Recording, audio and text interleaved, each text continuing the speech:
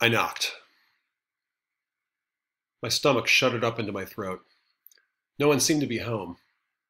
Leaning an ear to the door, I made out the clumps and risings of voices. After an extra swallow for courage, I knocked again. One man's voice became louder and more distinct, getting closer. The door opened. It was Celine Zilke's father. After seeing me, Mr. Zilke turned back toward the room. "Look who it is!" He still wasn't facing me. "It's Darin!" He said this as if he were proud of me for having shown up, as if he'd that very instant been defending me to someone. "He's here to say how sorry he is," he told the room, really grinding the knuckle of his emotion into the words, "to apologize." There were a few other people there in the Zilke's den, fellow grievers whom I didn't know. They didn't say a word, and I wondered, was I there to apologize? The Zilkes had said they knew it wasn't my fault. Hadn't they? Mr. Zilke gentled me to the couch, offered me an iced tea. "How are you?" I said stupidly. "Okay," he said. "Yes, okay, you know." "Good," I said, "good," taking a long sip before I put the glass down. The room got quiet. I couldn't believe how quiet, how quickly. It was as if a neutron bomb had been detonated in that chagrined, twanging den. The rumble of my arrival, and suddenly all life went. The lamps, the iced tea glasses, and the pictures of Celine on the side table stayed. So I shouldn't have come. The visit was a check cashed too soon, a handshake attempted in the dark, a total mistake. They didn't want me here, and I didn't want to be here. Before long, Mr. Zilke shepherded me to the door with another, "No matter what, we would never blame you, Darin." I left there, covered in a feeling of gloppy naivete. There was little chance, I thought, that I'd ever see them again. A month into my first year of college, I got an official letter saying Celine's parents were suing me for millions of dollars. At Tufts, I gulped down a lot of physics and psychology textbooks, in which I discovered a weird solace in computation. If you're doing 45, and the girl with the bicycle cuts 10 feet in front of you, the impact will take place in something like 150 milliseconds. Human reaction time, not only to see a hazard, but also to designate one as such, is generally accepted to consume some 250 milliseconds. I was exculpated by 100 milliseconds. In the first semester of my freshman year, I took a class called On Death and Dying, which was a lot of Elizabeth Kubler-Ross and when bad things happen to good people. I thought it would make me feel better. When I wrote a paper about my accident, the grad students who taught this touchy-feely seminar persuaded me to do research into Celine's side of things. So I made blundering, unwanted intrusions into the lives of Celine's friends, the other bicyclist, a lab partner, anyone whose number I could get. I learned that Celine had remade herself, becoming born again in the months before her death, even though her family hadn't been particularly religious. And when I talked to her friend from the field hockey team, I discovered something that would change how I felt about her death for years. "I'm sorry to call like this," I'd said, floundering. I'm taking this class and I need to find out more about, her because of that class." "Wasn't that diary thing weird?" the girl said. I felt my heart, suddenly the loud thump of it. "What diary thing?" "Oh," the girl said. She obviously knew she'd overstepped. "I assumed you knew."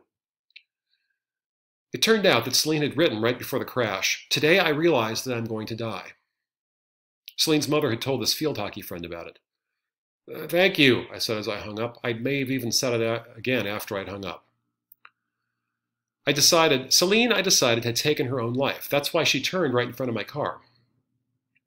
That was how I got through my 20s and even my early 30s, believing with full certainty that she'd committed suicide, that I was no more responsible for this accident than is the bullet that comes out of the chamber. I wouldn't let myself think what now seems obvious, that when she wrote, "Today I realize that I'm going to die," she may have just meant that she'd come to understand that she would, in the future, when all of us will be one by one removed from the blackboard, die someday. I told myself that settled it. But occasionally I had to come home from school for depositions, meetings with my lawyers and judges from the Nassau County Courthouse. This was near Mineola's Franklin Avenue, that grove of telephone poles, and going into the court, I realized my confidence had been a bluff, a kind of shtick for my father and for myself, too. It was the weighted bat you've been swinging bravely in the on-deck circle, which does nothing to stop your knees from buckling when you step up to the plate. The Zilke's lawyer seemed to enjoy opening his guns on me. "How far did her body fly? How much did your car skid on the grass of the median before it came to a stop?" With a hunter's eye, he would target the little rifts in the sides of my self-assurance and certainty. He was flexing his eyebrows as he spoke, eyebrows that were already garnishing wages, spending the balance of a salary I wasn't even making yet. The case lingered. I was 23.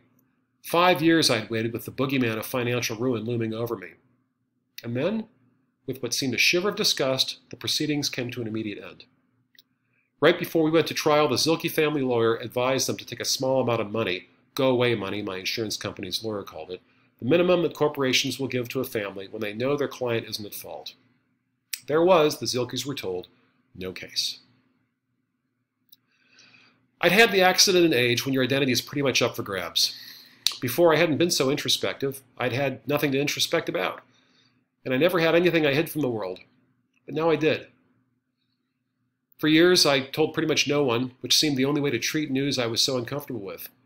When I went on dates, I'd be talking, just getting to know you stuff, and I would wonder, when do I tell her? The few times I did tell women, it was only after I'd known them a long while. And even then, I hated the reaction I got. It made them feel tender. They hugged me. I felt gross for having told them, as if I'd used the accident to score points. Though one time in my earliest 20s, I ended up on a first date at the movie I Know What You Did Last Summer. There's a pivotal scene in which a teenager hits someone with his car. I just couldn't watch anymore. I told my date, we have to get out of here. This was 20 minutes in. She didn't want to leave. And when we got outside, I told her everything. Her response surprised me. She got angry at me.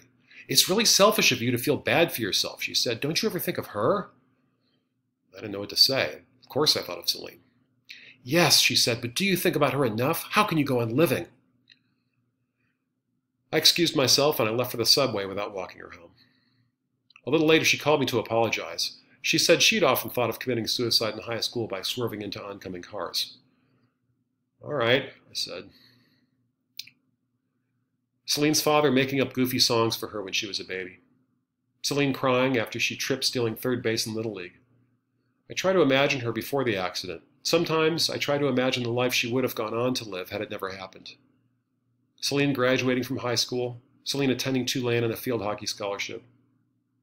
As I got into my 20s and 30s, Celine stayed with me. I thought of her any time I drove by a bicyclist, which happens more often than you think. She'd show up with me on job interviews. Was this an ambitious enough job for 2 lives? I thought of her at my wedding and when my wife got pregnant. When I was 28, I had stomach surgery for heartburn and a possible hiatal hernia. A little later, I found myself under that haze of mystery discomforts called IBS, and then I suffered another murky ailment called CPPS, or chronic pelvic pain syndrome. That's the power of guilt. But now, I'm twice as old as I was when the accident happened, and I don't know when I changed. There was no single moment to point to and say, that's when I began to feel better. But somehow I've grown into a different way of seeing it all. Because I was alive in a certain place, Celine Zielke isn't anymore.